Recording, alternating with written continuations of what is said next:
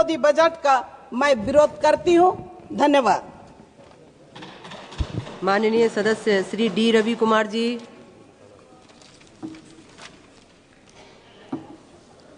மாண்புமிகு அவைத் தலைவர் அவர்களுக்கு வணக்கம். இந்த பட்ஜெட் அரசமைப்பு சட்டத்துக்கு எதிரான பட்ஜெட் என்பதால் விடுதலை சிறுத்தைகள் கட்சியின் சார்பில் இந்த பட்ஜெட்டை நான் எதிர்க்கிறேன். அரசமைப்பு சட்டம் நமக்கு சமத்துவத்தை உறுதி செய்கிறது. அந்த சமத்துவத்திலே பொருளாதார சமத்துவமும் உள்ளடங்கி இருக்கிறது. நம்முடைய பட்ஜெட்டிலே மிக பெருமையாக நாம் சொல்லிக் கொள்கிறோம், உலகத்திலேயே 5வது ஜிடிபியாக இந்தியா இருக்கிறது என்று சொல்லி. அது உண்மைதான்.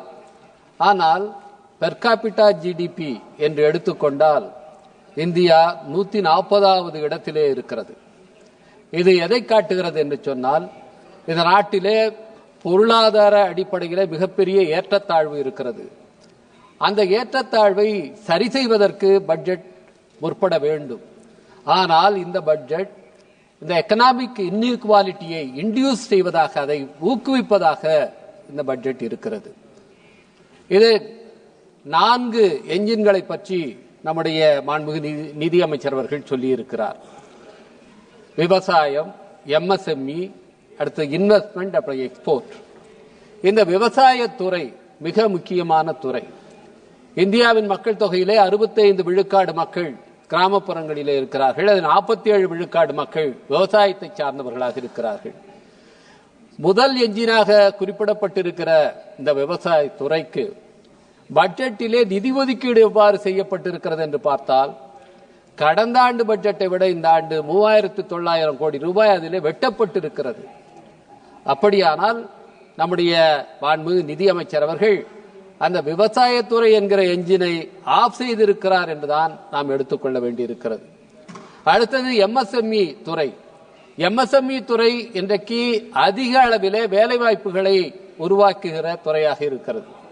ஆனால் அந்த எம்எஸ்எம்இ துறைக்கு கொடுக்கப்பட்டிருக்கின்ற பல்வேறு சலுகைகள், அதற்கான நிதி ஒதுக்கீடுகள் இந்த பட்ஜெட்டில் குறைக்கப்பட்டிருக்கின்றன. அது மட்டுமல்லாமல் இந்த பட்ஜெட்டில் அறிவிக்கப்பட்டிருக்கிற இம்போர்ட் டியூட்டிஸ், அதிலே செய்யப்பட்டிருக்கிற குறைப்பு, அது இன்றைக்கு எம்எஸ்எம்இ துறையை நேரடியாக பாதிக்கக்கூடியதாக இருக்கிறது. குறிப்பாக அதிக எண்ணிக்கையிலே தொழிலாளர்களுக்கு வேலைவாய்ப்பை வழங்குகின்ற சைக்கிள் உற்பத்தி துறை, காலணி உற்பத்தி துறை, ஷூ மேக்கிங் இண்டஸ்ட்ரி, இது அதிக அளவில் பாதிக்கப்படக்கூடியதாக, குறிப்பாக பஞ்சாபை சேர்ந்த தொழிலாளர்கள் அதிகமாக இந்த துறைகளில் ஈடுபட்டிருக்கிறார்கள். நம்முடைய இம்போர்ட் பாலிசியின் காரணமாக, அதிலே செய்யப்பட்டிருக்கிற வரி குறைப்பின் காரணமாக நேரடியாக சீனாவுக்கு இது அனுகூலமாக அமைந்திருக்கிறது என்பதை இன்றைக்கு எம்எஸ்எம்இ துறை சார்ந்தவர்கள் சொல்லுகிறார்கள். எனவே இந்த விதங்களிலே இது பொருளாதார ஏற்றத்தாழ்வை அதிகரிக்கக்கூடியதாக இந்த பட்ஜெட் இருக்கிறது.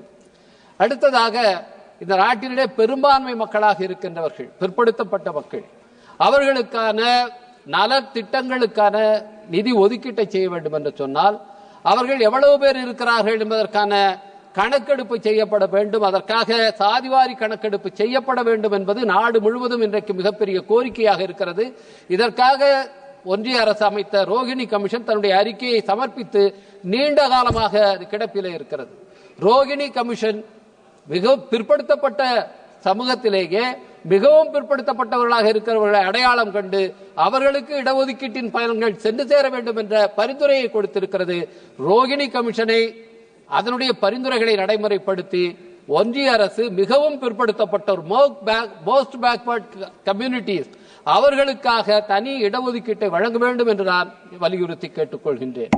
இந்த பட்ஜெட்டிலே குறிப்பாக சிறுபான்மையினர், மத சிறுபான்மையினர், அவர்களுக்கான நிதி ஒதுக்கீடு என்பது பொருளாதார ரீதியாக குறைக்கப்பட்டிருக்கிறது, கல்விக்கான ஒதுக்கீடு குறைக்கப்பட்டிருக்கிறது என்பதை பல உறுப்பினர்கள் இங்கே சுட்டிக்காட்டினார்கள். அரசியல் அரங்கிலே அவர்கள் ஓரங்கட்டப்படுகிறார்கள். இன்றைக்கு ஆளுங்கட்சியாக இருக்கின்ற பாரதிய ஜனதா கட்சி ஒரு உறுப்பினர் கூட இஸ்லாம் சமூகத்தை சேர்ந்தவர்களை தேர்தலில் நிறுத்துவது கிடையாது, வேட்பாளராக நிறுத்துவது இல்லை. ஆனால் அவர்களுக்கான நிதி ஒதுக்கீடு என்று பார்க்கும்போது ஒவ்வொரு ஆண்டும் அது குறைக்கப்பட்டு இருக்கிறது. அதற்கான கல்விக்கு, குறிப்பாக கல்விக்கு ஃபெலோஷிப், ஸ்காலர்ஷிப் அவர்களுக்கு தொடர்ந்து குறைக்கப்படுகிறது. இது மிகப்பெரிய அநீதி என்பதை நான் சுட்டிக்காட்டுகிறேன். அடுத்தது இந்த நாட்டிலே மிகப்பெரிய சமூகமாக இருக்கின்ற ஷெட்யூல் காஸ்ட், அவர்களுக்காக நிதி ஒதுக்கீடு என்பது இதை உறுதி செய்வது என்பதற்காகத்தான் 6வது ஐந்தாண்டு திட்டத்தில் 1979-80 எஸ்சி சப்ளான் என்ற ஒரு திட்டம் இங்கே அறிமுகப்படுத்தப்பட்டது.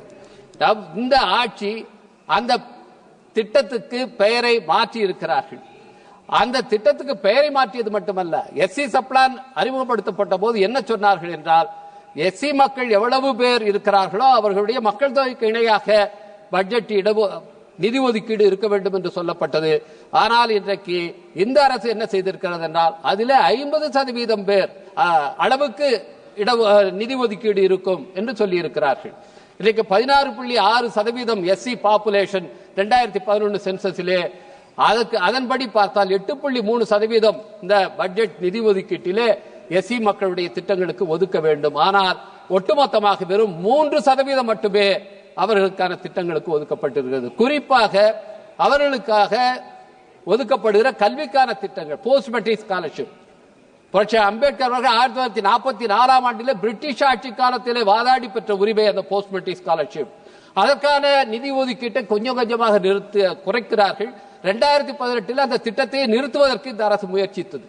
அப்பொழுது விடுதலை சிறுத்தைகள் கட்சியும் பல எதிர்கட்சிகளும் போராடிய காரணத்தினாலே 2019 5 ஆண்டுகளுக்கு மட்டும் இதை நீட்டிப்பதாக அறிவித்தார்கள். 2025-26 மட்டும் அதுவரைக்கும் தான் இந்த திட்டம் நீட்டிக்கப்படுகிறது என்று சொன்னார்கள். 35,000 கோடி ரூபாய் அதற்காக ஒதுக்கப்படுவதாக சொன்னார்கள். இதற்கு பிறகு அது நீடிக்கப்படுமா என்கிற மிகப்பெரிய ஐயம் ஏற்பட்டிருக்கிறது. ஏனென்றால் எக்கனாமிக் சர்வேயில இனிமேல் ஸ்காலர்ஷிப் என்பது தனியார் பல்கலைக்கழகங்கள் பிலந்திராபிக் அடிப்படையில், கருணை அடிப்படையிலே ஸ்காலர்ஷிப் கொடுப்பார்கள் என்று சொல்லப்பட்டிருப்பதை பார்க்கும்போது இந்த திட்டத்தை நிறுத்தப் போகிறார்களோ என்ற சந்தேகம் ஏற்படுகிறது. அதை பற்றி விளக்கத்தை உரிய அமைச்சர் அளிக்க வேண்டும் என்று நான் கேட்டுக்கொள்கிறேன். அது மட்டுமல்ல, இந்த போஸ்ட் மெட்ரிக் ஸ்காலர்ஷிப்புக்கு வருமான வரம்பு வெறும் 2.5 லட்சம் ரூபாயாக இருக்கிறது. 40-50 ஆண்டுகளாக இது உயர்த்தப்படவே இல்லை. இந்த வரம்பு உயர்த்தப்பட வேண்டும். இடபிள்யூஎஸ்க்கு மட்டும் கூட 8 லட்சம் இருக்கும் போது, ஓவர்சீஸ் ஸ்காலர்ஷிப்புக்கு 8 லட்சமாக உயர்த்தப்பட்ட போது, போஸ்ட் மெட்ரிக் ஸ்காலர்ஷிப்புக்கு வெறும் வருமான வரம்பு என்பது 2.5 லட்சமாக இருப்பது மிகப்பெரிய அநீதி. அது உயர்த்தப்பட வேண்டும் என்று நான் கேட்டுக்கொள்கின்றேன். அடுத்ததாக ஒரே ஒரு விஷயத்தை மட்டும் சொல்லி நான் முடிக்க விரும்புகின்றேன். இந்த அரசு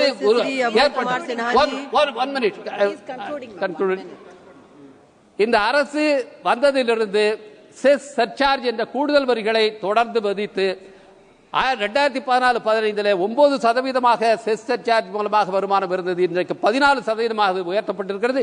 இந்த பட்ஜெட்டில் ஏஐடிசி என்று புதிதாக ஒரு செஸ் அறிமுகப்படுத்தப்பட்டிருக்கிறது. இது மிகப்பெரிய அநீதி என்பதை சுட்டிக்காட்டி இந்த பட்ஜெட்டை நான் எதிர்க்கிறேன் என்பதை பதிவு செய்கிறேன். நன்றி, வணக்கம்.